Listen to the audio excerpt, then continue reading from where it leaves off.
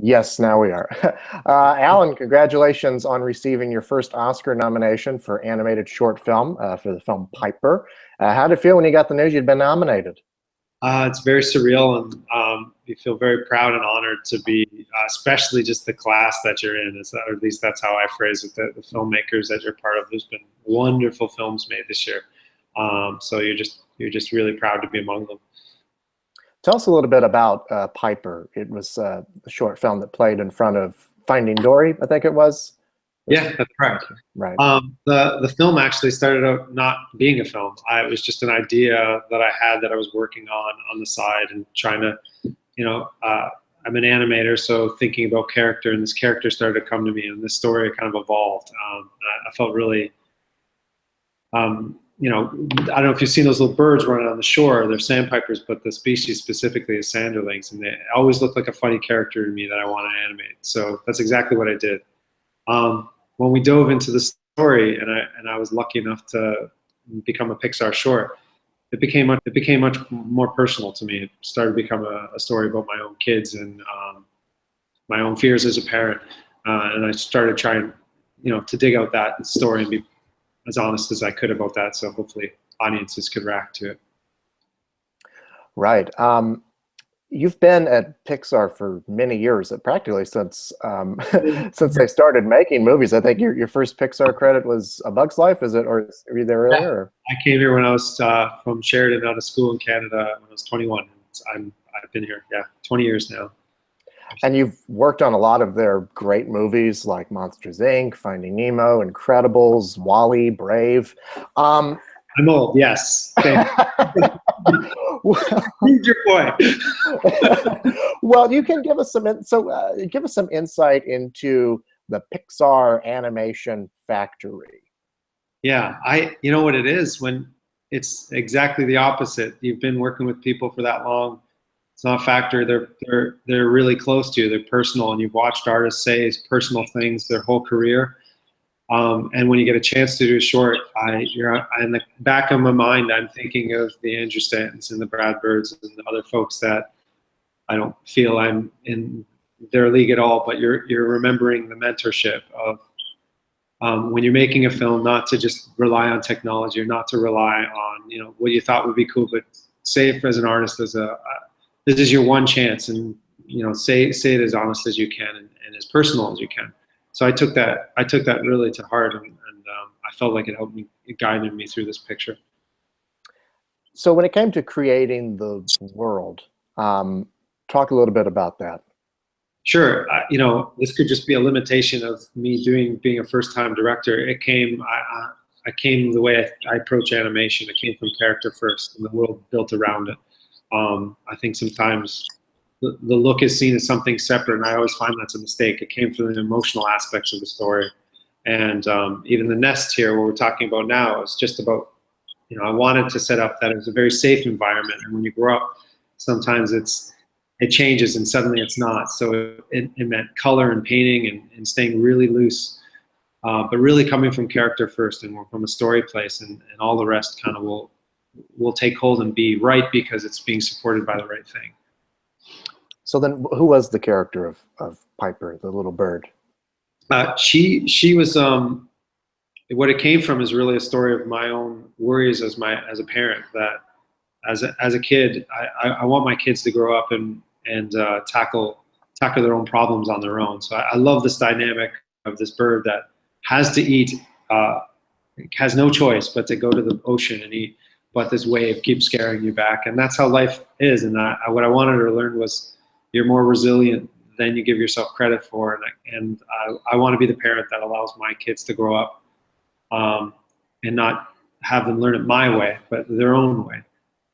So expressing that and saying that and acting as an actor, wanting to do that without dialogue, without hand gestures, and really anthropomorphizing it, were some of the challenges. Just as an artist, I wanted to say, I feel like there's room for that type of filmmaking. There's room for animation films not to say everything, to let audiences be smart and know how to, and not tell them how to feel, but let them feel the scene. At least that was my goal. Right. I mean, the visual storytelling of it is very very precise. So then, when you're planning this, can you talk a little bit about that? Yeah, it's trial and error. At least I'll admit it. You don't know when you start. I think sometimes when you look at a film, there's a danger that, hey, look, they just got that. Not at all. Version after version. I learned back on Wall-E. It was a big learning lesson when Andrew wanted us to do Wall-E, and how we're going to act out, how you can be a garbage compactor first and a character second. And I went to a lot of screenings in theaters for Marx Brothers films. And I realized how much the timing was practiced, how you had to get that communication right. And you can't just get it off the first time. So what you're really seeing is the final rehearsal of a lot of very talented artists. You're not seeing our first try at all. Thousands of boards being thrown out, animation tests and thinking, all hopefully to pretend like we know what we're doing. Sorry if I pulled back the curtain for a moment, but it's being like this going, how do you, what? I mean, what you're seeing right there is a paint over.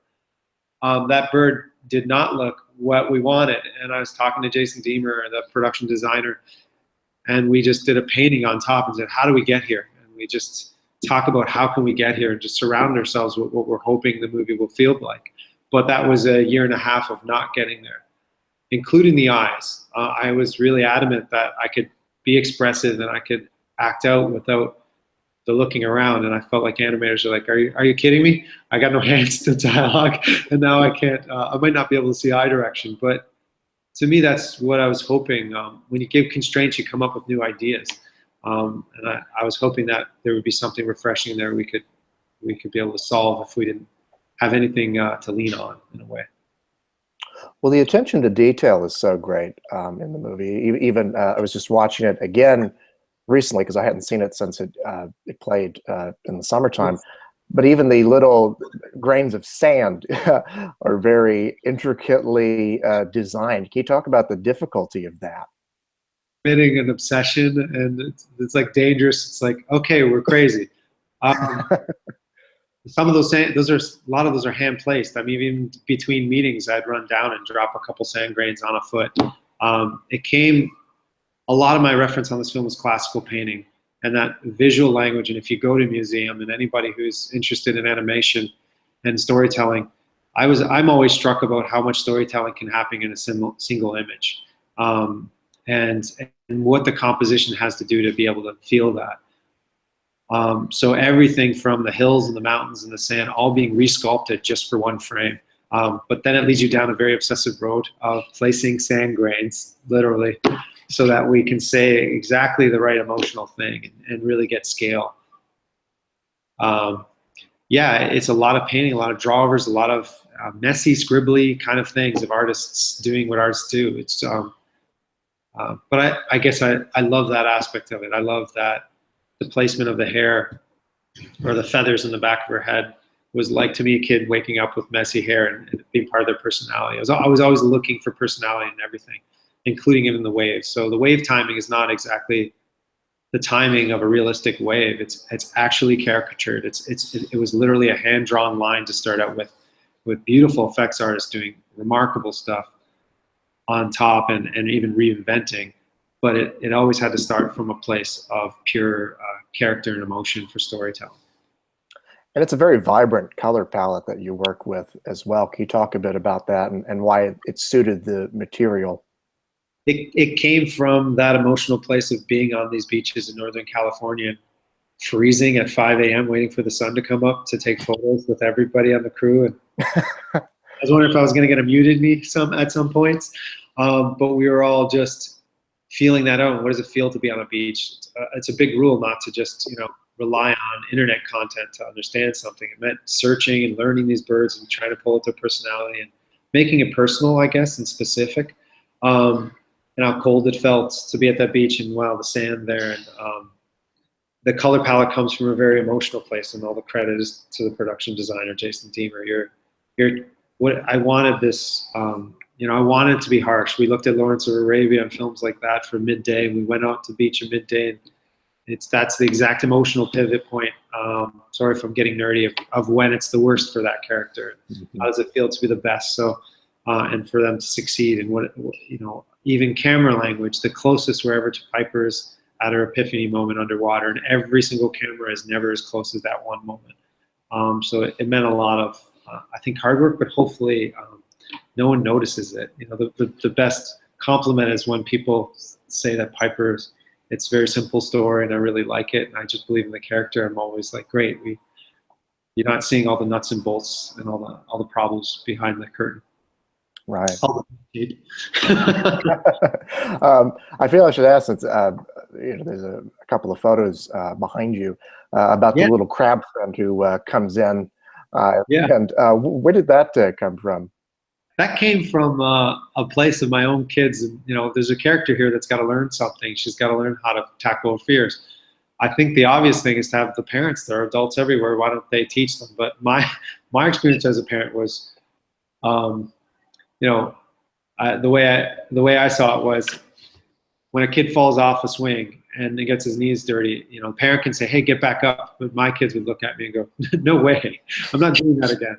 That's exactly what happens in the film. And what really is, if you see someone younger than you and bite it and have to brush themselves off, and you see your kid learn for themselves, and in their head, you know, you can see their mind turning, going, wait, if that little guy can do it, then I can.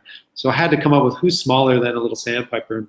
And the crab came out of my own kids, you know, being at the beach and studying it. My daughter actually found that shell, that orange color shell. So it's not here yet. We had it in story. Then we went to the beach and we said, what is the color of the shell? And that's her, my kids down at Half Moon Bay looking at shells and taking photos. And I found this beautiful orange snail shell that's this great inciting incident. It's like the red balloon where you just all of a sudden have this vibrant, you know, inciting incident I wanted to hit with color as well. Sorry, I'll dive into the details ad nauseum, so pull me back out, please. No. That's what we're hoping for here. It's been a really great year for animation, not just in the shorts, but in feature length as well. And we've seen over the last 20 years or so a real maturation in the kinds of stories that are told in animation. I wonder what attracts you to doing animation and to telling these kinds of stories in that medium. You know, it's kind of whatever your imagination can make up, and that's so exciting to me. I agree with you wholeheartedly. This is one of the most exciting years in film and animation. What you can say and where the technology's at, and how expressive and how personal it can be. I think that is exciting in so many ways to me. Yeah. Well, Alan, congratulations. Did I miss part of that question? Sorry. No, I was just, I think you finished it. Alan, congratulations, and thank you so much. It's a real pleasure talking with you. Yeah, it was really great. Thanks for all the cool questions. This is my first Google Hangout. How did I do? Was this all, did I hang out properly? You did hang out properly. You did hang out just perfectly. Thank you. Great to hang out. Thank you. Same here. Have a good one.